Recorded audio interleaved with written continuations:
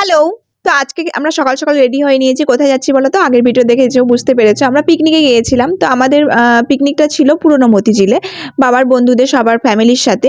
তো আমরা পিকনিক স্পটে পৌঁছে যাই। আর আজকে কিন্তু বেশ ভালো রোদ দিয়েছিল। সেজন্য ঠান্ডাটা অতটা লাগছিল না। তো পিকনিক স্পটে দেখি রান্না-বান্না তো শুরু হয়ে গেছে। বাট বাদবাকি ফ্যামিলিটা কেউ এসে পৌঁছায়নি। আমরাই ১ম এ এসে পৌঁছাই। আর এখন কিন্তু মোটামুটি ১১টা বাজছিল। তো আমরা ভাবলাম যেহেতু আমরা সব ১ম এ এসেছি সেজন্য ব্রেকফাস্টটা আগে করে নিই। না হলে লাঞ্চ করতে গিয়ে একটু দেরি হয়ে যাবে। তো আমাদের খাওয়া-দাওয়া কমপ্লিট। এদিকে আমি আর রুহি একটু ঘুরে বেড়াচ্ছিলাম। তো পিকনিকে গিয়ে না একটা বেশ মজা হয়েছিল। এই পিকনিকের দলটা ওনারা পিকনিক করছে, সাথে, সাথে গাছ বিতরণও করছিল। তো আমাদেরকেও না ৪-৫ টা গাছ দিয়েছিল। তো আমার বেশ ভালো লেগেছে।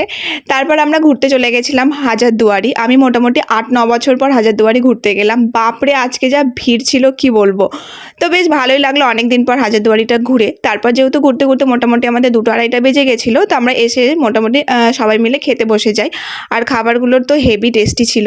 তো খাওয়া-দাওয়া কমপ্লিট করে নিই। শুধু বাদবাকি আমাদের আরও অনেকে বাকি ছিল খাওয়া-দাওয়ার।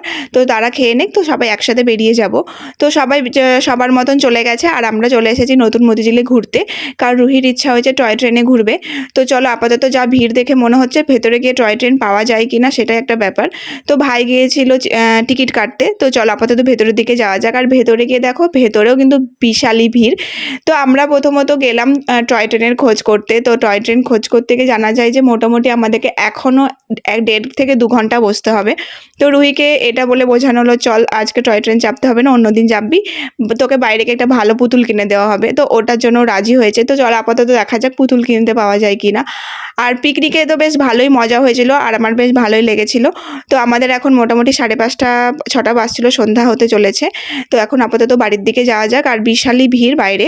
তো এখানে রুহির জন্য পুতুল দেখা হচ্ছিল। বাইরে যে মতিঝিলের বাইরে যে মেলাগুলো বসে, তো ওখানে ওর পুতুল পাওয়া যায়নি। তো হেরিটেজের পাশে যে দোকানগুলো আছে সেখানে দেখি পাওয়া যায় কিনা। ওখানে তো অনেক রকমের পুতুল পাওয়া যায়।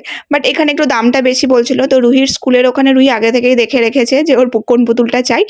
তো ওখানে গিয়ে ওর পছন্দ হলো পুতুল। আর এই যে ওর হাতে দেখতে পাচ্ছ ওই পুতুলটা নিয়েও বিশাল আনন্দ। তো ওকে টাটা বলে আমরা চলে আসি বাড়ি। তো চলো টাটা, দেখা হচ্ছে নেক্সট ব্লগে।